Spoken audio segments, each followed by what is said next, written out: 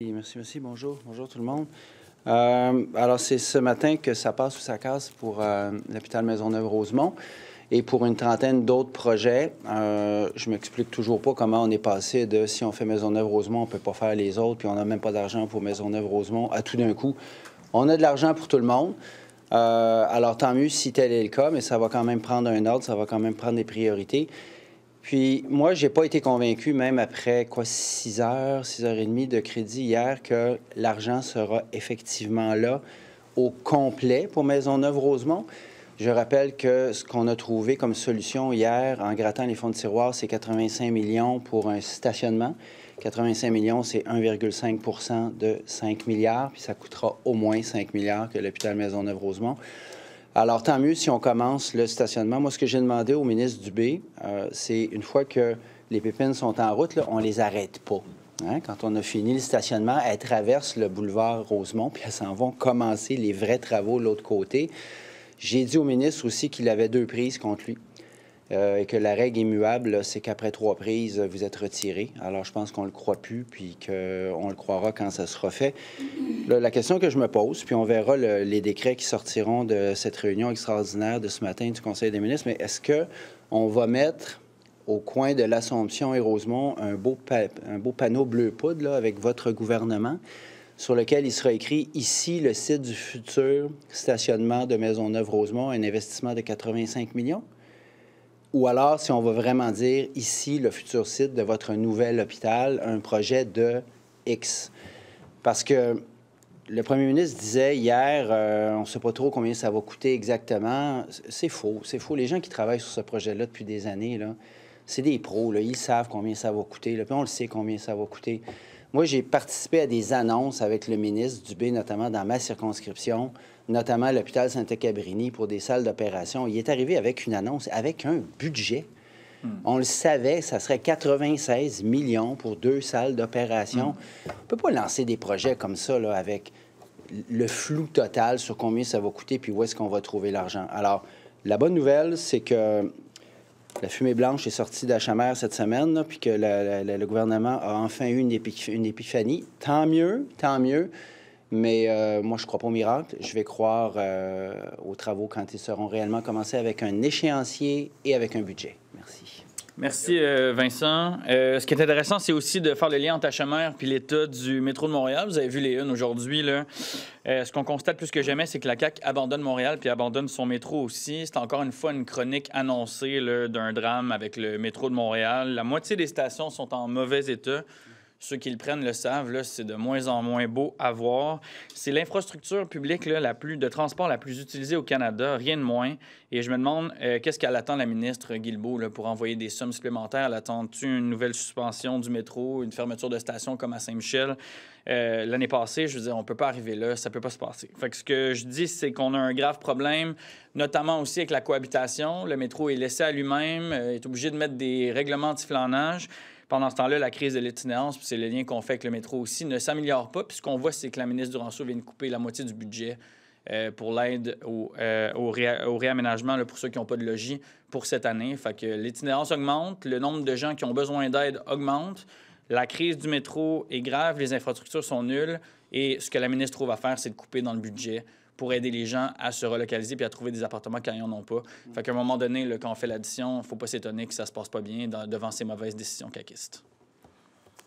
Comment on est passé, M. Marissal, de quel projet on choisit à on a l'argent?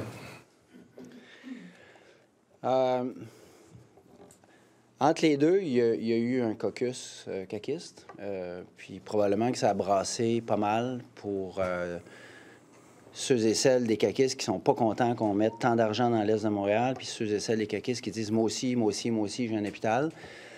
C'est inexplicable que pendant des semaines, on nous a mis devant ce choix cornélien qui n'existait pas, en fait, parce que tout d'un coup, c'est ça qui est invraisemblable, c'est qu'hier, finalement, le ministre Dubé nous dit « non, il y a l'argent, il y a la réserve ». Puis, de fait, quand vous regardez le plan d'infrastructure, il y a une réserve de 15 milliards pour les projets majeurs priorisés. C'est comme ça que c'est écrit, 15 milliards pour les projets majeurs priorisés de plus d'1 milliard. l'argent est priorisé. C'est des travaux qui vont s'étirer sur des années. On en a probablement pour 20 ans si on reconstruisait les infrastructures hospitalières dont on a besoin. Alors, je pense qu'il y a eu des tiraillements à la CAQ. Je pense aussi que le ministre Dubé n'était pas tellement heureux de se retrouver dans la situation du gars qui allait ajouter son nom au fiasco d'Achamer. Et je pense qu'il y a eu une partie de bras de fer. Est-ce qu'il y a des élus caquistes qui ont fait état des tiraillements à l'intérieur du caucus? Ou... Ouais, les élus caquistes ne me font pas trop de confidence, là, vous aurez compris, mais rien qu'à voir, on voit bien, là, regardez la carte, là.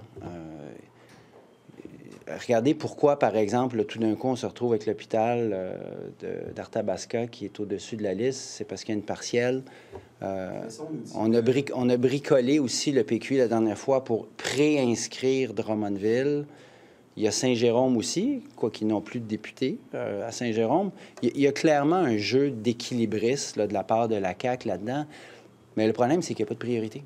Il n'y a pas de priorité, c'est au petit bonheur la chance, c'est selon l'humeur du ministre et du premier ministre, selon les crises, selon les orages qui s'abattent sur Achamer. C'est pas sérieux.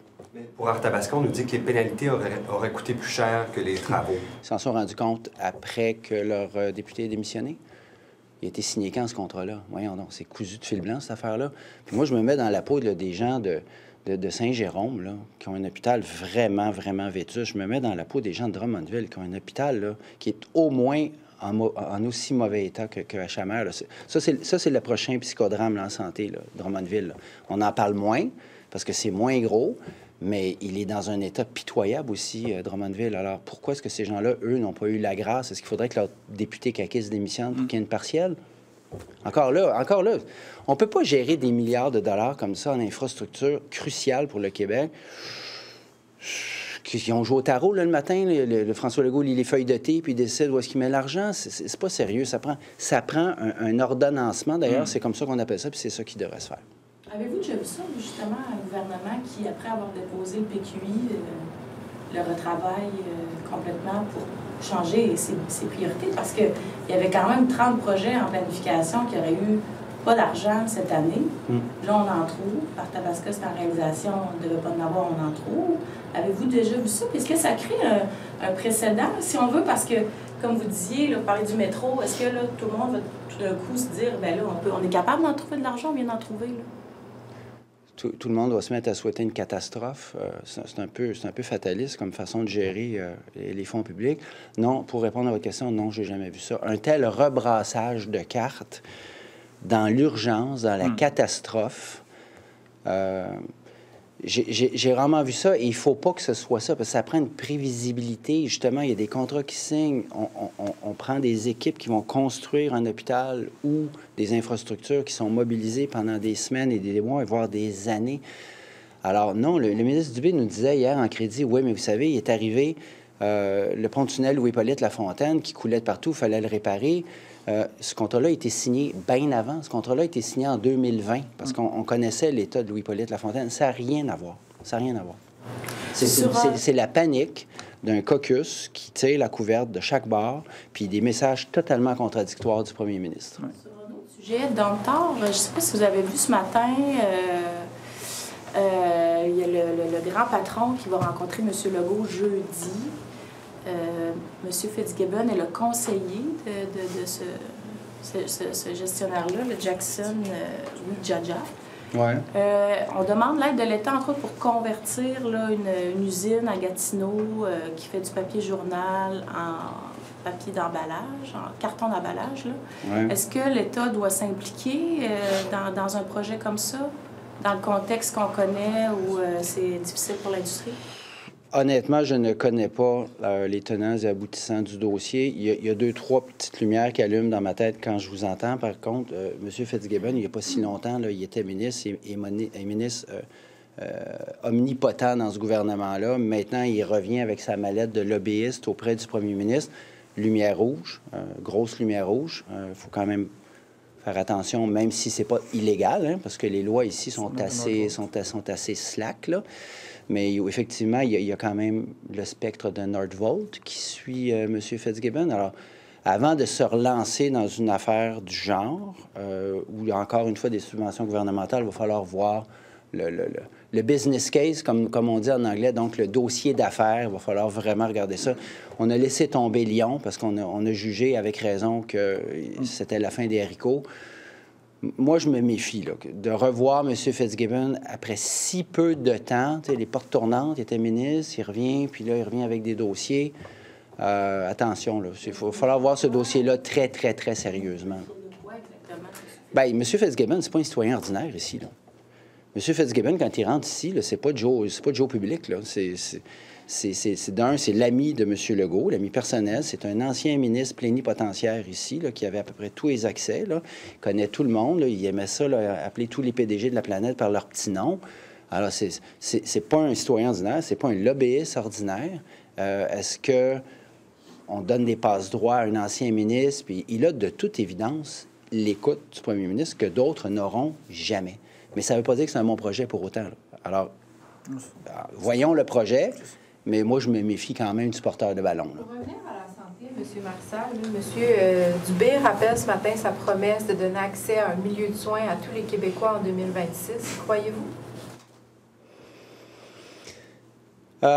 Pour le moment, si le passé est garant de l'avenir, je suis obligé d'être sceptique. Ça, c'est le moins que je puisse dire.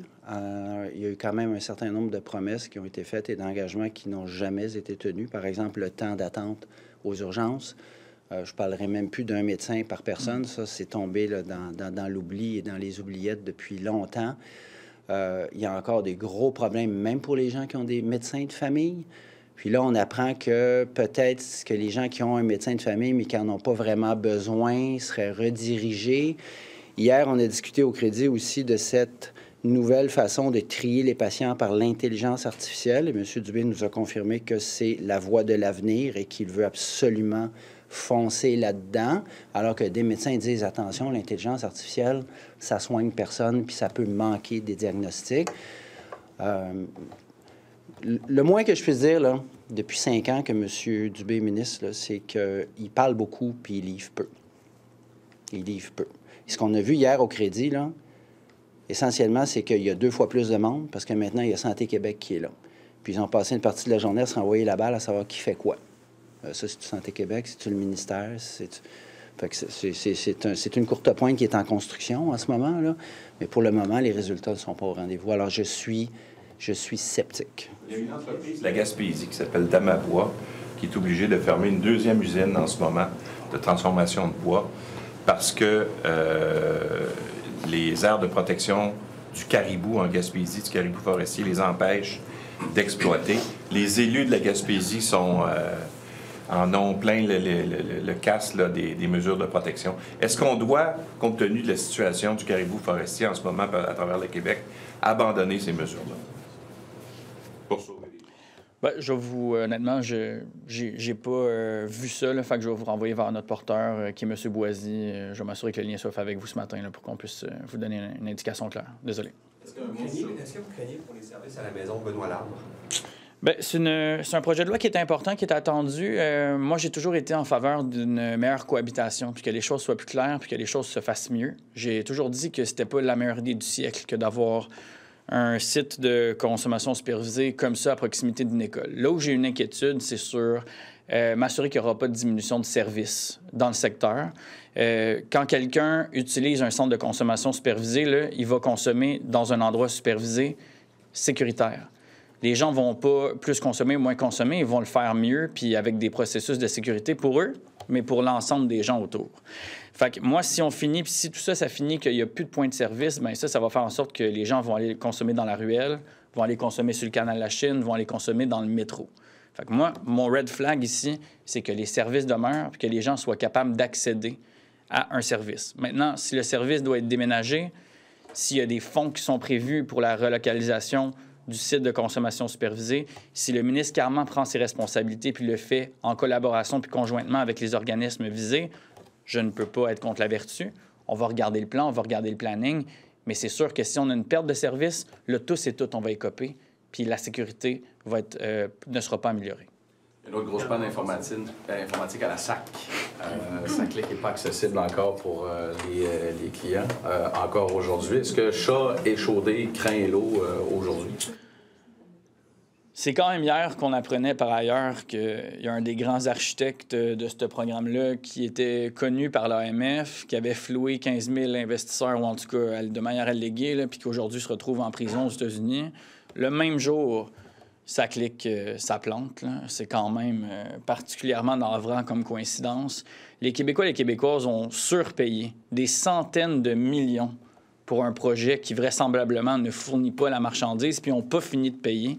Puis on ne sait toujours pas qui était responsable du fiasco, puis qu'est-ce qui va être fait dans l'avenir pour mitiger ces situations-là. La réforme numérique de SACLIC, là, c'est bien le premier volet de grande transformation numérique du Québec. Puis nous, on a demandé d'avoir une commission qui va s'étendre à l'ensemble de la transformation numérique pour qu'on apprenne de ces erreurs-là. La CAQ l'a refusé, en plus de refuser l'enquête de l'Assemblée nationale pour qu'on aille au fond de cette affaire-là. Fait que pour moi, là, il y a un véritable problème, puis les Québécois et les Québécoises payent encore des centaines de millions pour un service qu'ils ne fournit pas, puis ça, c'est un gros problème. C'est pas un amalgame, ça, de dire la journée où quelqu'un se fait arrêter aux États-Unis, ça tombe en panne. C'est pas un amalgame. Bon, moi, je vais parler d'une coïncidence. Là. Vous pouvez utiliser le terme que vous voulez. Moi, je préfère le mot coïncidence. Ça démontre un certain niveau d'amateurisme, en tout cas, quand on n'est même pas capable de choisir quelqu'un qui a une probité exemplaire, puis qu'il est vanté par le ministre responsable ou l'ex-ministre responsable comme le génie de l'affaire. Je crois que c'est plus qu'un amalgame. Je pense que c'est une chaîne. C'est une chaîne et ça démontre, quant à moi, l'improvisation. Vous avez vu d'ailleurs à la période des questions hier, l'embarras du gouvernement à répondre à ces questions-là. Oui, je les comprends, c'est très embarrassant. Je comprends. Vous remarquez aussi que M. Jolin Barrette a demandé à son ministre de la Cybersécurité de...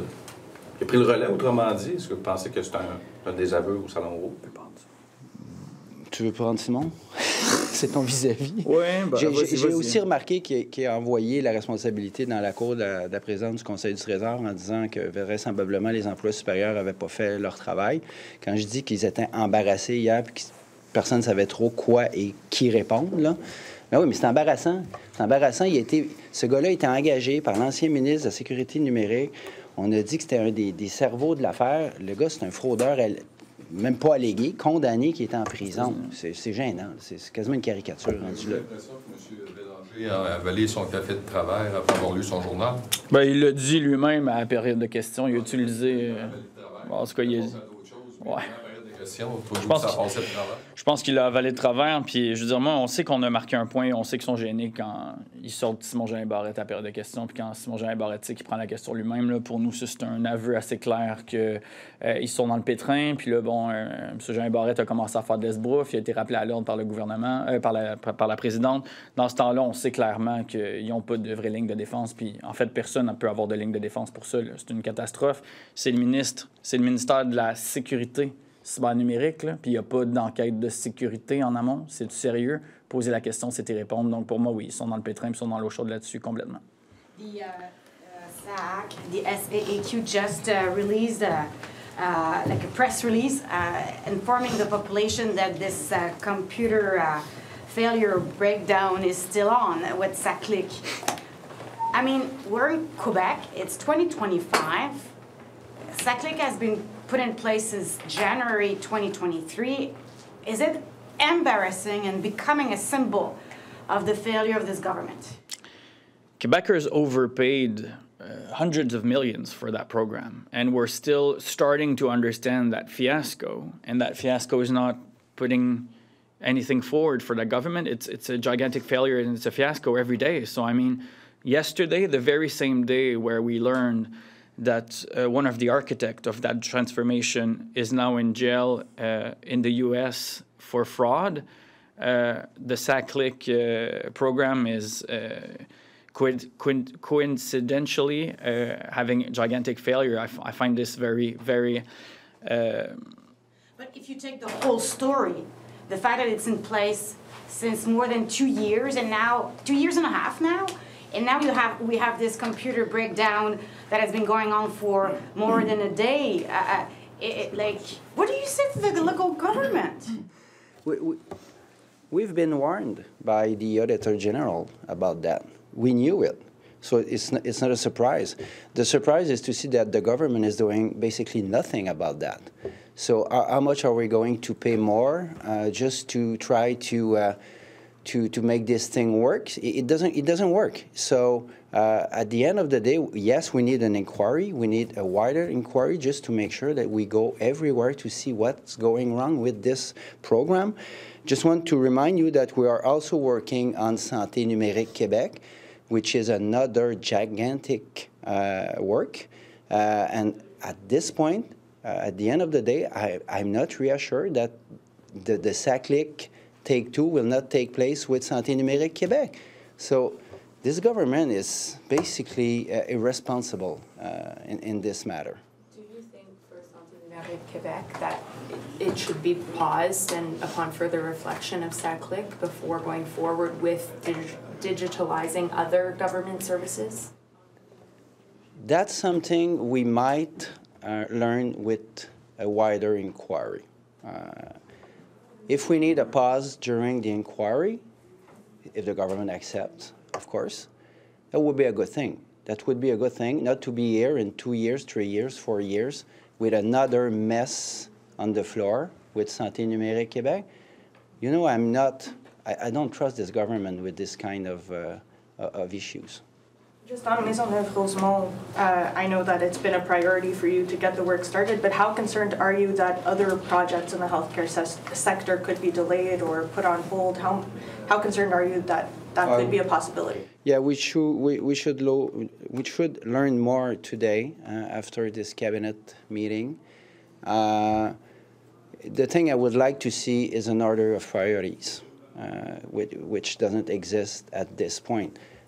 I'm not saying that HMR is the absolute #1, but you just have to look at the state of this hospital. Basically, HMR has been an accident in slow motion for years, and now it's a train wreck. But we have other train wrecks in Quebec, Drummondville, Saint-Jérôme. So I will wait to see the result of this special cabinet meeting. But at the end of the day, it's just a question of priorities. And when the minister says that these decisions aren't political, that he's not making these decisions on the basis of politics, do you buy that? One word, Arthabaska. Just like that, all of a sudden, out of the blue, this project of Arthabaska Hospital comes up. I don't believe in such miracles. No, it's related to the election in Arthabaska, the by-election. Thank you.